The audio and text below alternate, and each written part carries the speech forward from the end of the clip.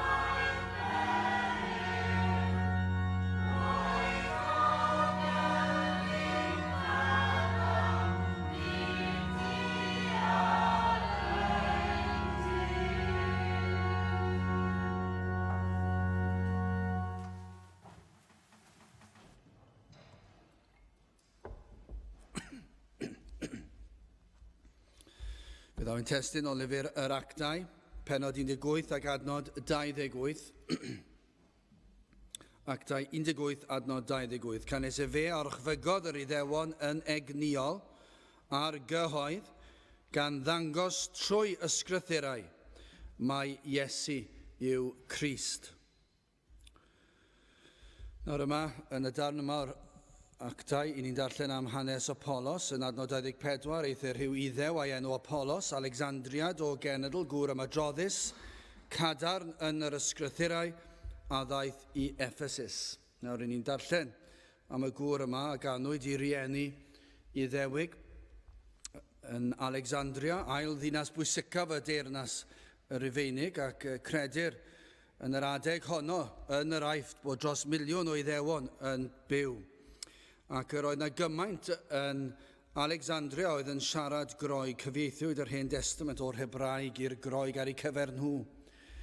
Ac i ni'n darllen mwy am hanes y bobl adeiladwyd synagog mor fawr yno. Gymaint o'r iddewon o pobl oedd yn dilyn yr ysgrythurau.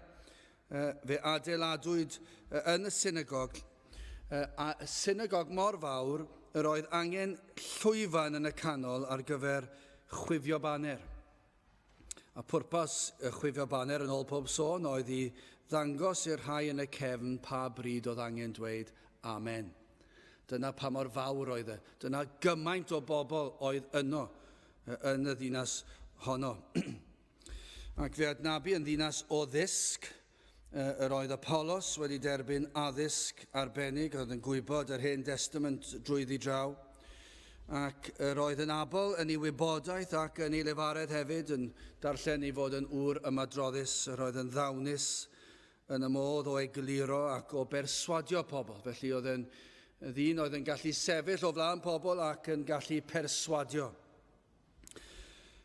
Does dim llawer o wybodaeth gyda ni pryd cyrhaeddodd yr Efengyl yr Aifft, ond mae yna arwyddion ei fod wedi cyrraedd yn ystod y 20 gyntaf. Adnod 25, hwn oedd wedi dechrau dysgu o ffordd yr arglwydd. Yna ni'n gweld iddo gael ei fagu ar yr ysgrythurau. Cafodd ei ddysgu o'i ddyddiau cynnar gan ei rieni. Adnod yn mynd ymlaen ac efe yn resog yn yr ysbryd a lefarodd ac athrawieithodd yn ddiwyd y pethau a berthynant i'r arglwydd, heb ddeall ond bedydd Ioan yn unig.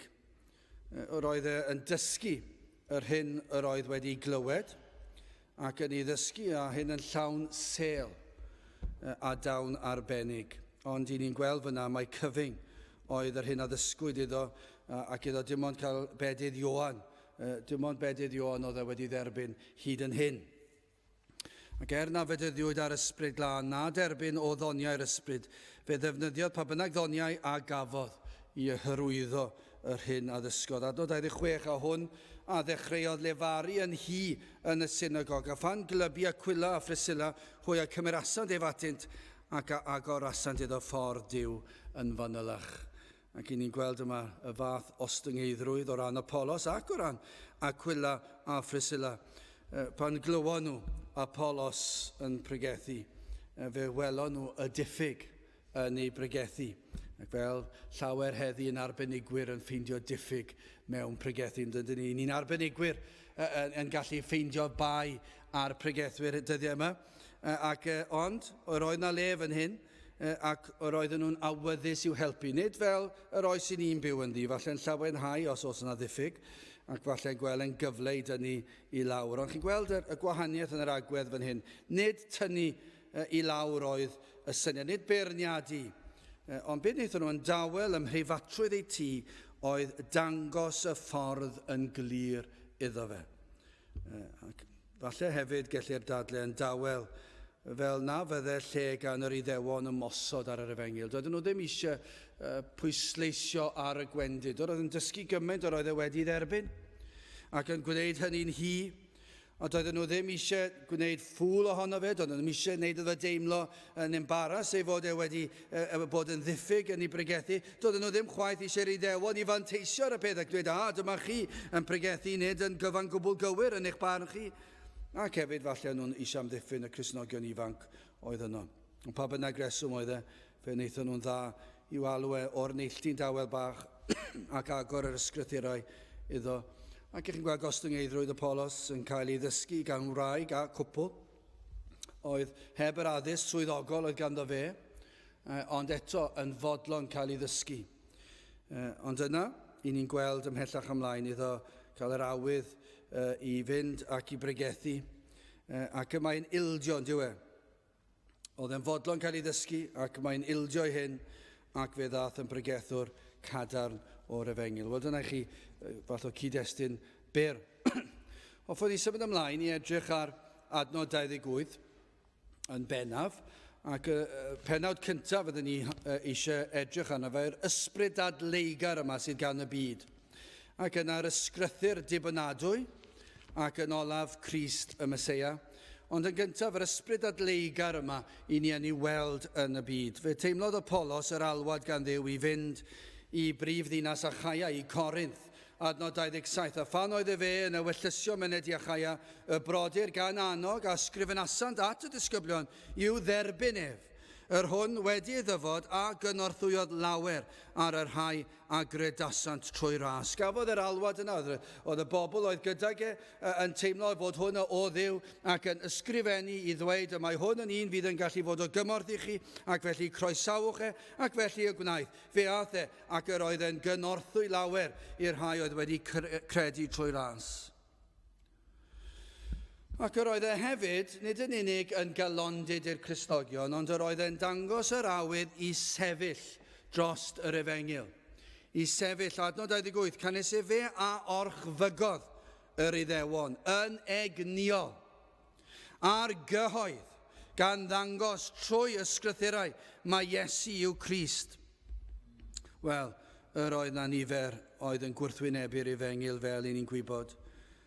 Roeddent yn olynion y grefydd newydd yma, neu tîb nhw, oedd nhw'n ei alw rhyw fath o grefydd newydd, ond dwi'n rhyfedd, nid crefydd newydd yw e. Gellir dweud yr oedd Cristnogaeth yn cael yr enw o fod yn Gristnogaeth yn y dyddiau cynnar hynny, ond yr un yw'r grefydd nôl i Genesis, yr oedd yn union yr un peth, yr oedd o'r dechrau wedi sôn am yr un oedd i ddod, ac felly doedd e ddim yn grefydd newydd, ond yr oedd nhw'n edrych ar y disgyblion yma fel rhai oedd yn cyflwyno rhywbeth newydd. Nid oeddent yn ei weld yn fel cyflawniad eu crefydd nhw. A'r rheswm am hynny, doedden nhw ddim yn deall eu crefydd nhw hyd yn oed. Dyna chi'r trychineb. Yr oedd i'r Iddewon, doedden nhw ddim yn deall beth o'n nhw fod i honni oedd eu crefydd eu hunan. Yr oedden nhw wedi eu trawsnewid yn llwyr ac wedi camddeall y proffwydi. Yr oedden nhw'n credu mai newydd oedd e, ac yr oedd e'n gwrthweud eu safbwynt Iddewig nhw. Oedd nhw'n credu bod Paul, yr arglwydd Iesu Grist, disgyblion yn tanseilio'r proffwydi, ond i ni'n gwybod amser Crist ei hun. Beth wedodd e yn Matthew 5:17? Na thybiwch fy nyfod i dorri'r gyfraith neu'r proffwydi, ni ddeithim i dorri ond i gyflawni. Ond doedden nhw ddim yn ei ddeall e. Doedden nhw ddim yn deall Crist, doedden nhw ddim yn deall Paul, doedden nhw ddim yn deall Apollos, ond nhw'n deall y disgyblion. Ac felly fe safodd Apollos yn wynebu pobl oedd yn mynnu mae rhywbeth i'w wrthod oedd yr Efengyl. Ond nid yna yw hanes y byd, ond nid yw'r byd yn mynnu fod yr Efengyl yn rhywbeth y dylid ei wrthod. Faint ohonoch chi bydd yn ddiddorol gwybod, wel yn anhebygol chi sydd yn blant wedi cael ei magu ar aelwyd Cristnogol, ond efallai bod chi hefyd wedi tra yn yr ysgol clywed pobl yn dweud peidiwch â cael eich cymryd i fewn gan y bobl yna. Ond yn anhebygol, efallai i blant sydd wedi cael ei magu, falle wrth fynd ymhellach bydd hwnna'n digwydd, ond falle'n anhebygol. Ond chi sydd heb cael eich magu ar aelwydydd Cristnogol, dyna be fyddwch chi wedi cael. Dwi'n cofio nyddiau coleg, pan o'n i'n dod i'r coleg, yr hybydd oedd gofalwch yr Efengyls. Watchwch mas amdano nhw. Maen nhw'n beryglus. Unwaith maen nhw'n cael gafel arnoch chi, fydd nhw ddim yn gadael chi fynd. Maen nhw'n rhyfedd. Dyn nhw ddim yn meddwi. Wel, erbyn hyn mae hwnna di newid falle. Dyn nhw ddim yn mynd i'r llefydd y byd. Erbyn hyn mae hwnna di newid hefyd. Ond yn y dyddiau hynny, roedd na dal rhai oedd ddim yn mynd gyda'r byd o'r oedd yn honni. Nawr i ddweud, does neb yn ofni'r Efengyls erbyn heddi, achos does dim fath beth. Siwr o fod, yma nhw'r union yr un peth ar byd. Ond yn y dyddiau hynny, o'n nhw'n dweud, peidiwch â credu'r Efengyls, peidiwch â dilyn nhw, maen nhw'n bobl rhyfedd, maen nhw'n bobl caeth, maen nhw'n bobl cil, maen nhw fel y sectau yma sydd yn dod o wledydd tramor, ac maen nhw yn cymryd drosodd eich ymenydd chi. A dyna'r darlun sy'n cael ei roi yn yr union yr un peth yn yr adeg y Testament Newydd. Mae'r byd fel petai yn dweud, maen nhw'n gwrthwynebu'r Efengyl, ac maen nhw'n mynnu dweud oedd eraill, y dylsech chi wrthwynebu'r Efengyl, mae'n rhywbeth sydd yn beryglus, maen nhw'n dweud. Dyna yw hanes y byd, ac i ni'n gwybod dyna beth fydd hanes y byd, sef gwrthod. I ni'n gwybod fod crefyddwyr yn gwrthod yr Efengyl, maen nhw'n dadlen i erbyn y ffyrnig, ond nid yw pobl crefyddol yn mynnu bod na ffordd arall, ond nid yw nhw, i ddweud y gwir, ond nid yw crefyddau'r byd a Christnogaeth yng Nghymru, nid Christnogaeth go iawn gael bwysleisio, ond Christnogol crefyddol, ond nid yw nhw'n dweud bod na sawl ffordd i'r nefoedd, ond nid yw nhw'n dweud na. Dyna be maen nhw'n dweud. Dyn nhw ddim yn dweud, dych ffordd chi yw e. Bysyn ni bron iawn am mentro bod pobl crefyddol Cymru'n dweud bod na gannoedd o ffyrdd i gyrraedd y nefoedd ar wahân i'r Efengyl. Bysyn ni bron am mentro bod nhw ddim yn fodlon dod â ni mewn i'w crefydd eang nhw, bydden nhw'n dweud, ond yma'r Efengylwyr, yma nhw'n anghywir, ond yma pawb arall yn gywir. Dyna pa mor bell i ni di mynd yng Nghymru. Maen nhw'n dweud bod yna sawl ffordd i'r nefoedd, ond peidiwch chi a gwrando ar rhain. Mae'n siŵr o fod, achos ni'n dweud mai dyma'r unig ffordd. Ac bod pob ffordd arall yn anghywir. Ac felly, dyna beth i ni yn ei ddweud. Ys dim amheuaeth am hynny. I ni'n dweud na'n ddigon sicr, achos dyna beth mae gair Duw yn dweud. Mae crefyddwyr yn chwilio am ffordd sydd yn caniatáu lle i falchder dyn. Lle gall dyn glodfori ei hun am ei ran yn ei achawdwriaeth. Felly, os oes na grefydd i'w gael yn y byd, pa bynnag grefydd yw e, pa bynnag fath o grefydd yw e, Cristnogaeth neu unrhyw beth arall, yr hyn byddwch chi'n ei weld yw hyn. Mae eu crefydd nhw yn caniatáu lle i'w balchder yn ei iachawdwriaeth. Mae nhw wedi gwneud rhywbeth mwyn ennill iachawdwriaeth. Hynny yw, maen nhw'n bobl neis, maen nhw'n bobl dda, maen nhw'n bobl grefyddol. Dyna yw crefydd ar byd, cyfres o reolau, datganiadau, gweddiau, pererindodau, gweithredoedd. Unrhyw beth gall dyn ei gyflawni. Ac felly ymfalchio'n ddynt. Chymod, byddai'r Iddewon yn gwrthod honiadau Crist mai ef oedd y Meseia. Yr oedden nhw'n gwrthod hynny, ond nhw wedi gwrthod Crist o'r diwrnod cyntaf. Fe wrthodon o Grist cyn y diwrnod cyntaf, pan oedd y proffwydi yn proffwydo amdano fe. Achos yr oedden nhw'n gwrthod yr hyn yr oedd y proffwydi yn ei ddisgrifio. A fe wnaethon nhw'n newid fod y proffwydi yn sôn am ryw falle milwr mawr. Yr oedd yn mynd i arwen nhw yn wleidyddol ac yn filwrol ac ym mhob ffordd arall, ac y bydden nhw fel cenedl yn cael ei dyrchafu. Doedden nhw ddim eisiau Meseia fel Crist, ac felly fe wrthodon nhw'r feddylfryd yma o'r Iesu fel y Meseia cyn iddo fe ddod, ac yn sicr wedi iddo fe ddod, fe wrthodon nhw fe, ac yn dadlau yn hi yn erbyn, ac yn ffyrnig yn erbyn Crist. Yn sicr doedden nhw ddim eisiau Meseia ddim yn cael ei groeshoelio, ac felly roedd Paul ac Apollos a'r rhain wrthi, ac yn gwynebu rhai oedd yn erbyn yr Efengyl. Ond mae'r byd digrefydd yn dadlau yn erbyn yr Efengyl hefyd.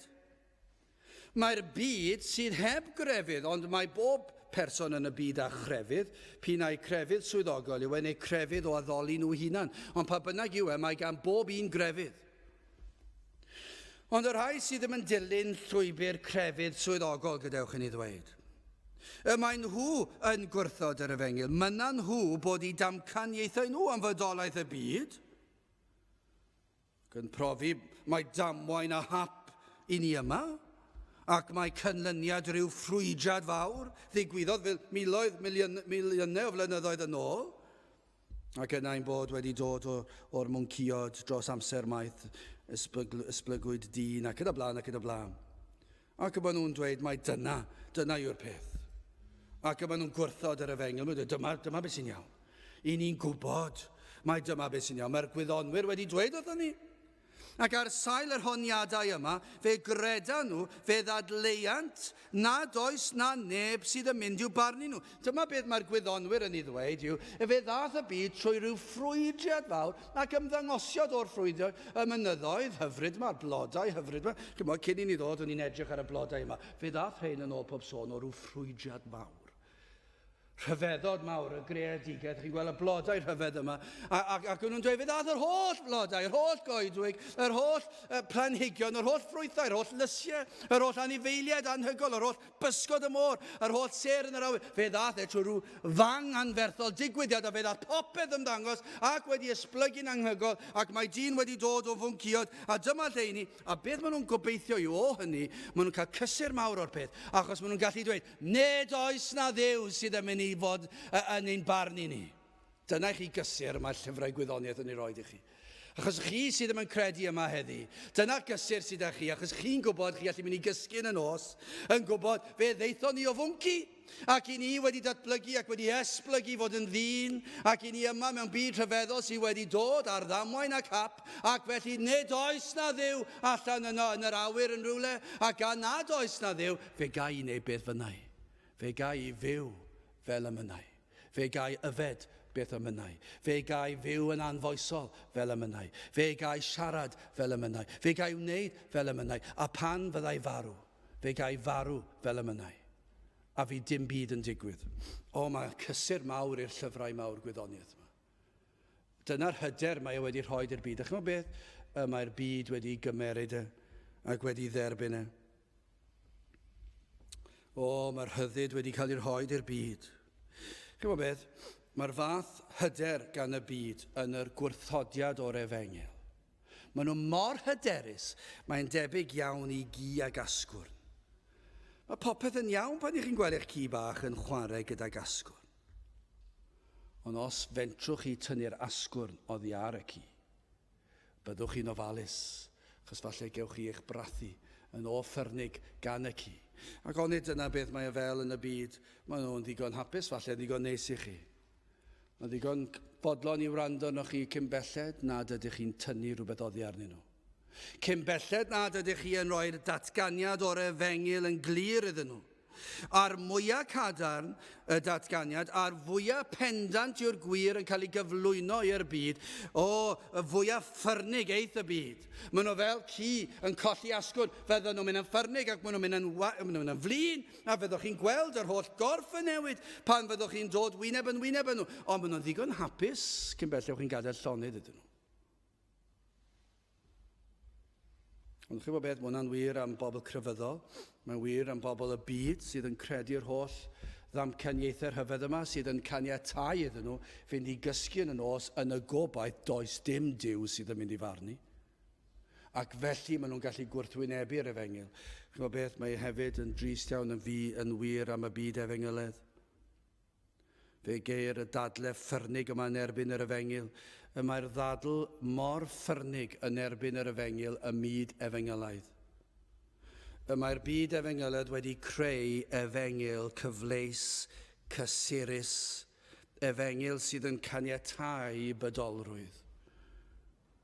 Maen nhw'n cael gwrando, gwneud, beth bynnag maen nhw moyn. Ac fe wrthwynebant unrhyw un a saif yn ei herbyn yn reit ffyrnig. Mae'r frwydr o fewn yr eglwys ffyddlon yn fwy ffyrnig yn erbyn eglwysi Efengilaidd nag yw yn erbyn y byd na capeli sydd bron a bod am arw. Yr rhai rhyddfrydol sydd yn credu dim.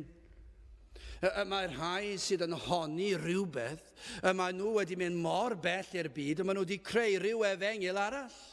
Ac felly mae yna wrthwynebiad fyna. Mae yna wrthwynebiad o bob cyfeiriad, o rai crefyddau'r byd, o ran y crefydd Cristnogol, os allwch chi alw yn hynny, rhyddfrydol sydd ddim yn credu dim, ond gweithredoedd da. Yna mae'r byd yn ein gwrthwynebu ni, ac nawr i ni'n gwynebu byd Efengilaidd sydd yn ein gwrthwynebu ni. Mae yn ofnadw o sefyllfa.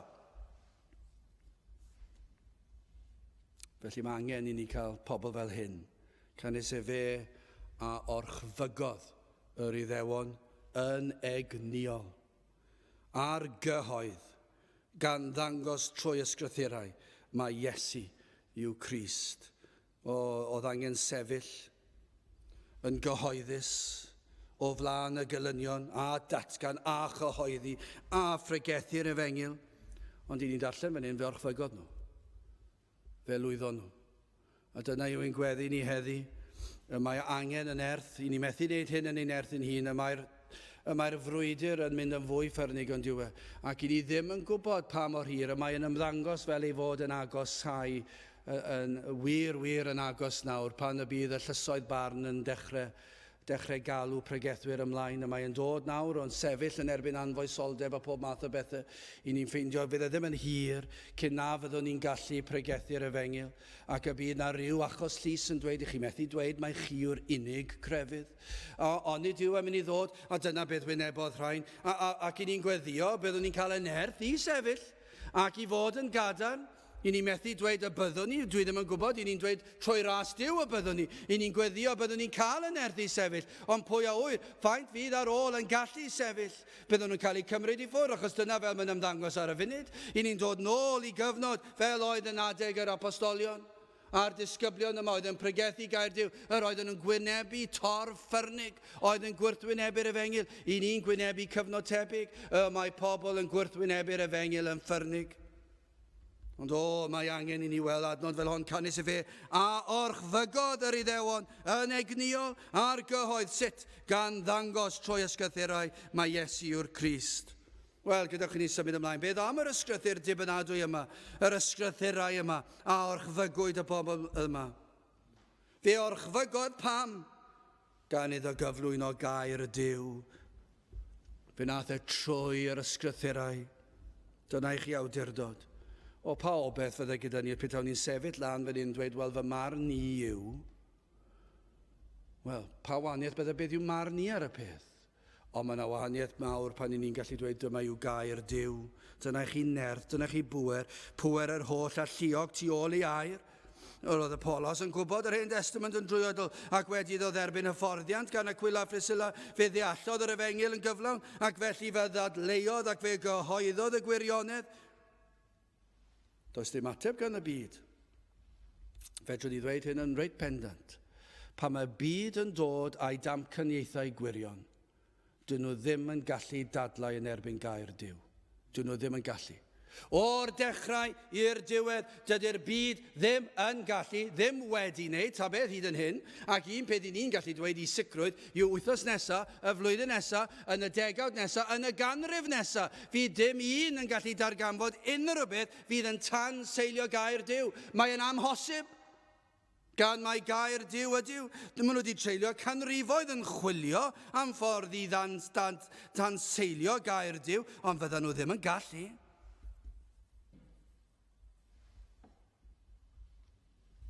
Mae angen I ni sefyll yn nerth yr ysbryd glân ac I gyhoeddi gair Duw, gan nad oes gan y byd ateb. Dyw crefyddau'r byd ddim yn gallu dadlau yn erbyn gair Duw. Dyn nhw ddim yn gallu. Mae mor wahanol. Mae crefyddau'r byd yw ymdrech dyn I gyrraedd at Duw, ond mae Cristnogaeth yr Efengyl yn Duw yn ymestyn allan at dyn. A dyma be wneithbwyd ymresymodd a nhw, ond nid mewn modd cnawdol ddynol, fe ddyrchafod Crist fel yr un y dylsent ei gredu. Credu dyfynnes I hwn rhai misoedd neu chydig o flynyddoedd yn ôl, C.S. Lewis yn dweud hyn, I ddyn ddweud hyn dywedodd Crist, rhaid iddo fod yn wallgo. Felly, mae lle ganddoch anwybyddu ei eiriau. Neu, mae yn ddyn dieflig. Ac felly mae ganddoch chi le i'w ladd fel un dieflig. Neu y mae yn dweud y gwir. Ac felly rhaid I chi ildio iddo. Ond peidiwch, dyma be mae'n dweud, peidiwch a dod gyda'ch nonsens nawddoglyd, ei fod yn ddyn ac yn athro rhyfeddol yn unig. Nid yw Crist wedi rhoi yr opsiwn hynny I ni. Doedd dim bwriad ganddo gwneud y fath beth. Dyna be fydde Polos a Paul a'r rhain wedi I synio. Bydden nhw wedi dweud, peidiwch a meddwl mae Iesu Grist yw fel athro rhyfeddol. Gallai ddim bod. Mae'n amhosibl. I ddyn I ddod ac I honni yr hyn yr honnodd Iesu Grist am ei hun, y dewisiadau yw hyn. Os yw dyn yn codi fyny a dweud mai fe yw mab Duw, mae'n rhaid ei fod unau yn wallgo, neu o'r diafol, neu yn dweud y gwir. Nawr penderfynwch chi. Dyw e ddim yn y canol, dyw e ddim yn gallu bod, mae e wedi dweud honiadau rhy eithafol. Mae ei honiadau fe mor eithafol, ni allwch chi chwarae o gwmpas gyda'r peth. Pa un I chi'n credu e? A yw Iesu Grist, yr un yr anfono Duw, yn fab I Dduw? Ydych chi'n credu hynny? Os nad ydych chi'n credu hynny, yna, yn ôl chi, mae Iesu Grist, o popeth a gafodd I ddweud amdano, ei fod yn ddyn sydd yn wallgo. Neu, yr ydych chi yn credu ei fod yn un o'r diafol ei hun.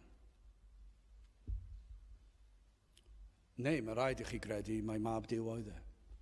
Ond pa un yw e? Pa un yw e yn eich barn chi? Mae'n un ohonyn nhw. Os ydych chi mor ffôl a meddwl mae rhywbeth arall yw e, yna chi wir yn ffôl. I chi ddim yn gwynebu'r ffeithiau.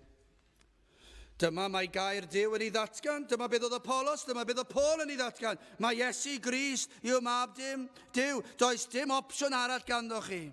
Ond derbyn Iesu Grist am yr hyn ydoedd e. Os darllenwch chi gair Duw, fe welwch chi mae nid un gwallgo oedd e. Chi'n gallu nabod rhywun sy'n wallgof. Doedd Iesu Grist ddim yn wallgof. Allwch chi nabod un sydd yn llawn o'r ysbryd y diafol. Allwch chi nabod reina o bell, chi'n gallu gweld nhw. O'i gweithredoedd y byddwch chi'n adnabod nhw. Chi gallu dweud ydy Iesu Grist ddim o'r diafol. Ac felly dim ond un opsiwn sydd gynnoch chi, yr oedd ei honiadau wedi cael ei brofi gan ei weithredoedd. Mae mab Duw oedd e. Mi fyddai'r apostolion, mi fyddai Apollos wedi cyfeirio at amryw o adnodau'r Hen Testament. Fe fydden nhw wedi dyfynnu wrth ddadlau gyda'r Iddewon ffyrnig yma, yn dadlau ac yn dyfynnu o'r proffwydi ac yn esbonio'n ddawnus arwydd y cad, y proffwydoliaethau yma. Dwi wedi rhoi yr ystadegau yma o'r blaen i chi. Yn sicr, ni fyddai Apollos yn gwybod y rhifau yma, ond mi fyddai wedi deall bwrdwn y neges yma'n ddigon clir. Achos oedd e'n gwybod byd dros 2,000 o broffwydoliaethau yn y Beibl. 2,000, dros 2,000 ohonyn nhw. Dy cryfedd eraill, dim gyda dim byd tebyg i hyn. Dim byd. Ond mae gan Gristnogaeth 2,000 o broffwydoliaethau. Ac o'r rheini, 333 am y dyfodiad Crist y Meseia. Ac mi fyddai Apollos falle mae'n gwybod y rhif, ond mi fyddai fe'n gwybod bod yn wir. Achos mi fyddai fe'n gwybod i Hen Testament. A mi fyddai, mae'n broffwydoliaeth arall fan hyn. A mae'n ein arall. Ac mi fyddai fe'n cofio Eseia, mae'n ein arall fan hyn. Mae'n mynd trwy'r holl ysgrythyr. Mae'n broffwydoliaeth fan hyn. A rhyfeddod yr Efengil yw cyflawnodd Crist pob un o proffwydoliaethau. Gyna pan oedd y apostolion yma, pan oedd y disgyblion yma, pan oedd Apollos yn darllen yr ysgrythurau, mi byddai fe wedi dyfynnu rhyw adnod o'r Hen Testament ac yna byddai'n dweud, ie, ond mae Crist wedi cyflawni hyn. Dyma be nath e, dyma ble gafodd ei eni, dyma sut fuodd e fyw, dyma beth naeth e, dyma sut fuodd e farw, dyma sut atgyfododd. Mi fyddai wedi gallu dweud, o, chi'n gweld, mae'r proffwydoliaethau yma wedi cael eu proffwydo cannoedd o flynyddoedd yn ôl, ac yma Iesu Grist wedi cyflawni nhw, ac oedd yn dod i ddeall hyn, ac yr oedd e'n dadlau yn hi gyda'r Iddewon. Ac felly yn dadlau, os yw hwn yn wir, mae'n rhaid fod Iesu Grist, mae ef oedd y Meseia. I ni'n gwybod, os ych chi gafon ni Bob Dicky'n pregethu yn ni wythnos diwetha, ac yn ei lyfryn bach llyfryn ardderchog, mae'n sôn am y rhifau yma o'r 333 o broffwydoliaethau am Iesu Grist. Y tebygolrwydd o 50 o'r rheini, pidwch yn sôn am 333, jyst tynnwch 50 allan. Os oes 50 proffwydoliaeth yn cael ei proffwydo blynyddoedd cyn digwyddiad, ac yn dod yn wir mewn un person, i ni'n gwybod bod 333, ond mae dim ond yn defnyddio'r ffigwr 50. I 50 o'r proffwydoliaethau yna cael ei wireddu mewn un dyn, mae'r tebygolrwydd o hynny fod yn wir yn rhywbeth fel hyn, yn fwy na, a dyma'r rhif. Dwi ddim yn gwybod beth yw'r enw ar y rhif. Mae dechrau gydag 11, 250, ac mae yna 18 yn ei ddilyn e. 1125000000 ac ymlaen 18 o weithiau. Hynny i un. Na, dwi ddim yn deall rhifau fel yna, ond unig beth dwi'n gwybod yw mwyn yn swnio'n amhosibl. Mae'n amhosibl cael proffwydoliaethau am un dyn yn cael ei wireddu mewn un dyn a 50. Nawr, dwi ddim yn gwybod beth yw'r rhif i 333 cael ei wireddu, ond yr unig beth ni'n gwybod, petai pobl y byd yma yn gwynebu'r gwirionedd yn dweud, dyw hyn ddim yn bosib, ond i bai fod yn wir. Ni allai fod yn gyd-digwyddiad, mae'n wir. Fe gyflawnodd Crist y proffwydoliaethau. Ac ar y pwynt yma dwi'n weddol sicr, ni fyddai'r Iddewon wedi gallu dadlau yn ei erbyn e. Fel dydy pobl cryfyddau'r byd ma ddim yn gallu dadlau yn erbyn gair Duw. Maen nhw'n gallu wrthod ac yma nhw. Maen nhw'n gallu bod yn ffyrnig yn erbyn ac yma nhw. Maen nhw'n gallu anwybyddu fe ac yma nhw. Ond dydyn nhw ddim yn gallu dadlau yn ei erbyn e'n llwyddiannus, achos ni ddim yn bosib. Does yr un crefydd arall sydd yn gallu dod yn agos at y fath awdurdod a gair Duw? Chi sydd yn amau heddiw yma gair Duw. Yr oedd Apollos, yr oedd Paul, yr oedd yr disgyblion yn dadlau o air Duw. Chi sydd yn dadlau yn erbyn gair Duw. Rhywbeth eto dwi wedi dweud o'r blaen. Ewch yn ôl at Moses, reit ar ddechrau'r Beibl. Sut yn y byd oedd Moses yn gallu dweud blynyddoedd cyn dath y ffaith yma'n hysbys i wyddonwyr fod llawr y moroedd yn un? Doedd neb yn gwybod hynny. Yr oedd pobl ddim yn deall. Doedd nhw ddim yn deall mae un llawr oedd y moroedd. Ond nhw wedi dod lan a pob math o ddamcaniaethau. Ond beth wedodd Moses? Doedd ddim yn gwybod yn un nerth ei hun. Ond yr oedd Duw wedi rhoi y ddirnadaeth hynny iddo fe, ac wedi dweud wrtho fe hyn oedd yn wir. Rhywbeth oedd yn hysbys blynyddoedd, canrifoedd o flynyddoedd, cyn bod unrhyw un yn ffeindio mas beth oedd y moroedd fel. Yna, i ni'n gwybod am Job. Mae fe yn teulu'r gogledd ar y gwagle, mae fe yn crogi'r ddeiar ar ddi-ddim. Job. Pryd sgwennodd enni? Reit o'r dechrau. A chi'n meddwl am y miloedd o flynyddoedd yn ôl pan dwedodd Job hynny, sut oedd yr eiffdwyr, ceisiodd yr eiffdwyr, y groegwyr esbonio ei damcaniaethau plentynaidd. Mae'n chwerthyntyd y ffordd yr oedd yr eiffdwyr a pobl clyfar y groegwyr yn esbonio y byd. Ble rydyn ni? O, dim syniad yn nhw. Chi'n gallu deall pam, petawn ni na bydde dim syniad yn ni, ond i bai bod Duw wedi dweud wrthyn ni. A dyna ddwedodd y Job. Fe ddwedodd Job sut oedd y byd yn crogi ar ddi-ddim, yn yr awyr, yn y gofod. Oedd e'n gwybod, ond oedd e ddim yn bosib iddo fe wybod. Ond i bai fod Duw yn siarad ag e. Chi'n modd, mae pobl India, oedden nhw'n credu bod y byd yn fflat, ac yn cydbwyso ar gefn eliffant, anferth, a oedd yntau yn sefyll ar grwban y môr anferthol, ac yr oedd yn nofio, a grwban y môr anferthol yma, a oedd yn nofio mewn môr cosmig. Dyna beth oedd damcaniaeth pobl India yn yr adeg honno. Dyna sut oedd nhw'n credu yr oedd y byd yn hongian yma neu lib yna oedd e. Doedden nhw'n mynd deall dim, ond yr oedd Job, gair Duw yn dweud wrthyn ni, yr oedd y byd yma yn crogi'r ddeiar ar ddi-ddim. Dyna i chi wybodaeth. Mae'r Beibl yn wyddonol, allwch chi ddweud, mae'n wyddonol gywir. Does dim byd yng ngair Duw y gellir dweud sydd yn anghywir. Os ych chi eisiau mynd i manylion bach felly, i'r manylion mwyaf, beth bynnag ych chi eisiau, mae'n ddibynadwy, mae gair Duw yn ei gyfan yn ddibynadwy. A dyna oedd Apollos yn ei ddefnyddio. Mae e wedi sefyll prawf amser. Canis e fe a orchfygodd yr Iddewon yn egniol. Wrth gwrs bod yn egniol, achos i ni'n gwybod, does neb yn gallu curo ni'n dadl fan hyn. Gallai rwy'n dod a gofyn i fi am ddadl, a bys ni'n dweud, wel, siwr o fod, yw'r gallu ddim geni i ddadle. Dwi ddim yn gwybod yr ysgrythurau, falle ddigon da i ddadle. Ond petai rwy'n yn dod â dadl, lawr yn dweud, o'ch amser fi edrych ar yr ysgrythurau, a fe ddoni ar ateb i chi'n sydd. Mae gan gair Duw ateb. Ac lle nad oes ateb o ran, o chi'n dweud, am pethau na fedrwn ni i deall, mae Duw wedi dweud, dwi wedi rhoi popeth sydd yn angenreidiol i chi i wybod ac i ddeall ynglyn â bywyd a iachawdwriaeth a thragwyddoldeb. Mae popeth angenreidiol yma, mae wedi rhoi digon o wybodaeth i ni. Fedrwn ni ddim deall sut creu Duw y byd o ddim. Yr unig beth ni'n gwybod yw dyna sut nath e. Mae wedi rhoi'r ateb i ni. I ni'n edrych ar byd yn ei bechod, i ni ddim yn deall sut ddigwyddodd hwnna. Dyna beth ni'n gwybod yw fe syrthiodd dyn, fe bechodd adda, fe syrthiodd dynolryw, ac i ni'n gweld canlyniadau hynny yn union fel mae gair Duw yn ei ddweud. A dyna oedd yr hyder oedd gan y dynion yma, canis i fe archfygodd yr Iddewon yn egniol a'r gyhoedd, gan ddangos trwy'r ysgrythurau, mae Iesu yw Crist. Does dim lle gwell i ddadlen o gair Duw, mae'n rhoi fath awdurdod i ni.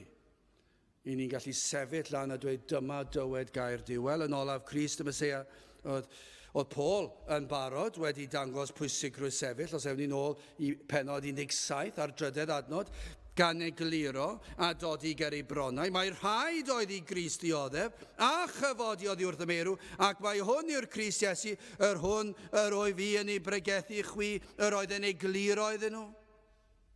Ac felly Apollos dangosodd fe ddadleuodd, mae Crist oedd yr un anfonod Duw. Mae ef yn ddiamau oedd gwaredwr y byd. Ydych chi'n credu hynny? Mae ef oedd ateb Duw i broblem dyn, i ateb problem dyn yn ei bechod.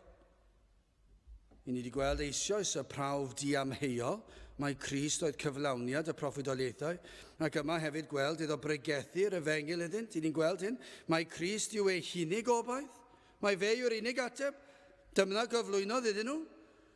Nid dim ond dilysrwydd yr ysgrythur, ond hefyd mae cynnwys yr ysgrythur yw gair Duw, cyfarwyddyd Duw i ddyn. yn dweud wrth dyn sut gall dderbyn iachawdwriaeth maddeuant pechodau. Dyma beth o'n dweud, o'n dadlau o'r ysgrythur, mae Crist, mae Iesu yw'r Crist, mae fe yw'r Meseia, mae fe yw'r ffordd, mae fe yw'r unig ffordd. Dyna beth o'n nhw'n dadlau. Gwrandewch i ddewon, gwrandewch chi sydd yn crwydro ar wasgar ac yn troi cefn ar gair Duw. Gwrandewch, dyma yw'r un, dyma'r unig un. Yn dweud wrthyn nhw sut gall ddod yn ôl i'r berthynas y collodd â Duw. Fydd yn gosod iddyn nhw y ffordd trefnod Duw i achub dyn. Fydd yn gosod i Dduw yn rhagwyddoldeb gynllunio anfon ei fab i fyd a fyddai yn ei wrthod. O'n i'n gwybod hyn, ac o'n nhw'n esbonio hyn iddyn nhw. Byddai ei fab yn cyflawni holl ofynion y ddeddf yn ei lle. A ydych chi wedi ceisio gwella a darganfod tro ar ôl tro eich bod yn methu?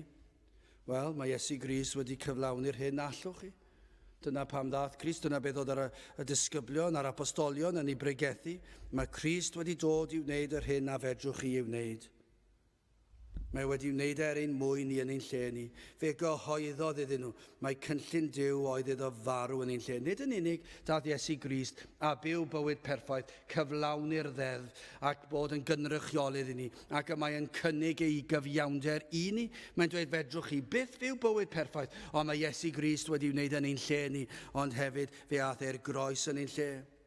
Ac fe gymerodd e barn Duw, cosb Duw am bechod yn ein lle, canes e fe a'r chfygodd yr Iddewon yn egniol a'r gyhoedd gan ddangos iddyn nhw. Trwy'r ysgrythurau, mae Iesu yw Crist. Dyna beth oedd yn neud. Eisiau dangos iddyn nhw. Mae'r un o'r nhw wedi wrthod. Mae fe oedd y Crist, mae fe oedd yr ateb, mae fe oedd y ffordd iachawdwriaeth. Ond dyna sy'n rhaid i ni wneud heddiw. Cyhoeddi ar goed. Falle bydd e'n mynd yn fwy anodd wrth i'r blynyddoedd fynd heibio. Mae Iesu yw y Crist. Mae Iesu Grist yw yr unig ateb i ddyn. Chi'n bod, ni'n yn anffodus yn agos iau at gyfnod o etholiad cyffredinol arall. Mae'n gallu bod yn gyfnod reit ddigalon, dyw e, gwrando ar gwleidyddion yn siarad ac yn gas i'w gilydd ac yn cyhuddo i'w gilydd. Ch'mo' beth, falle wrth i chi fynd yn hŷn i chi'n mynd i amau nhw fwy a fwy, dwi'm yn gwybod. Ond i chi'n clywed nhw, maen nhw'n cyhoeddi eu syniadau nhw. Bron iawn mae e'n dod fel hyn. Mae'n anodd dweud beth yw unrhyw parti bellach, achos i chi'n gwrando arnyn nhw, ac maen nhw'n cyhoeddi yr hyn maen nhw'n credu mae'r bobl eisiau clywed. Yn enwedig reit i fyny at yr etholiad, maen nhw'n dod â pethau, maen nhw'n rhoi addewidion, nid yn ôl be maen nhw'n credu sy'n iawn, ond mae gwleidyddiaeth bellach yw credu'r hyn sy'n mynd i cael nhw nôl mewn i bŵer. Ac felly maen nhw'n chwilio i weld beth i chi eisiau. Newn ni roed e lawr, newn ni addo, newn ni'n cadw'r addewid, siwr o fod, ond newn ni roed e lawr ein bod ni'n mynd i trio cadw'r addewid.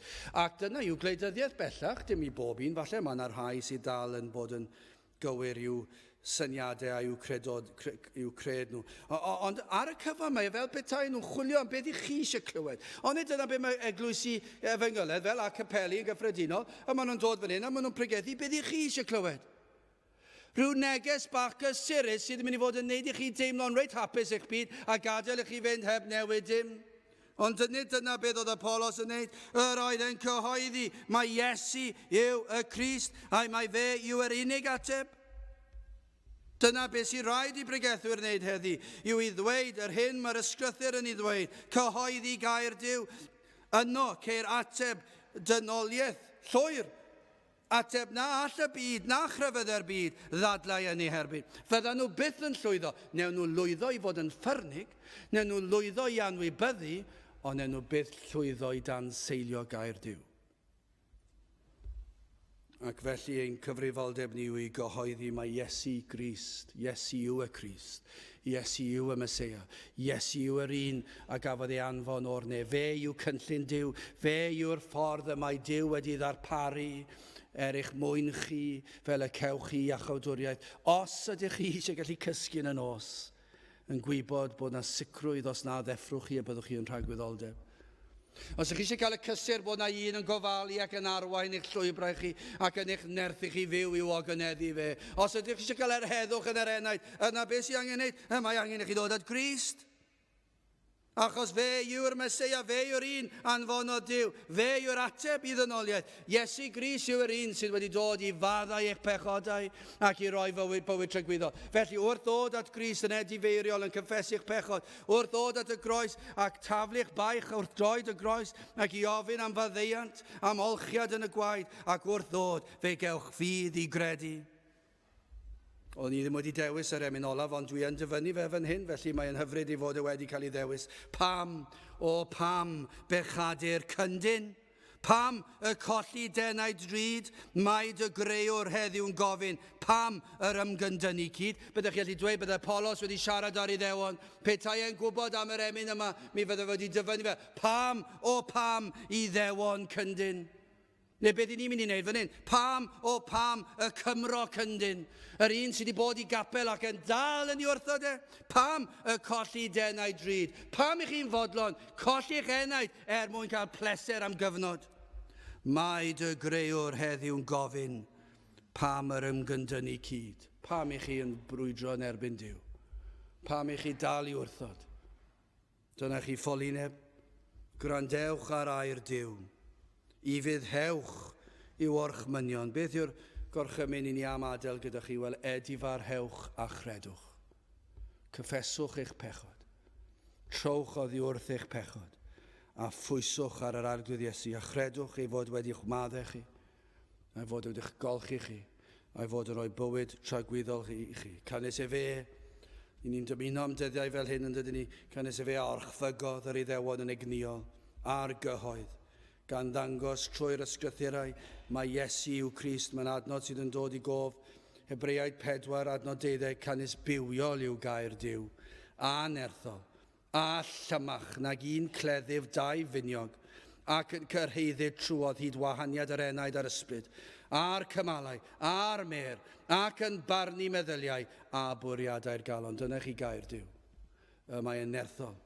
Mae'n llawn o wirioneddau rhyfeddol sydd wedi sefyll prawf amser. Ac felly ffyliaid sydd yn ei wrthod e. Ac y byddwch chi yn gwrthod e i'ch niwed eich enaid am dragwyddoldeb. Pam, o pam bechadur cyndyn, pam y colli denaid drud. Gadewch i ni weddio. O Dduw, i ni yn diolch i ti am yr rhybuddion sydd yn dair. I ni yn diolch i ti am dy air, am gadernid dy air. Y nerth a'r pwer sydd yn dair, ac hynny oherwydd yr wyt ti yn holl alluog. Yr wyt ti yn un sydd wedi trwy dy ras rhoi dy air i ni.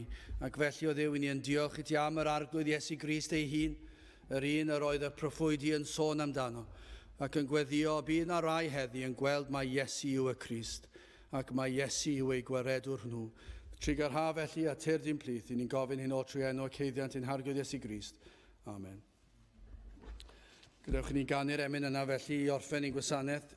303, pam o pam bechadur cyndyn. 3-3, gewn ni sefyll i'w chanu.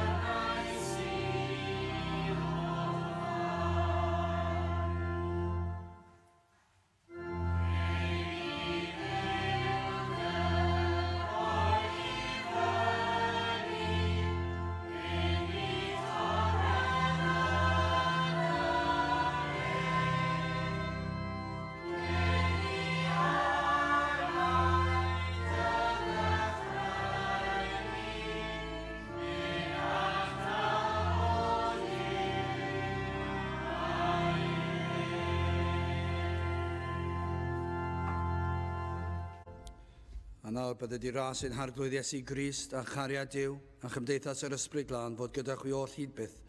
Amen.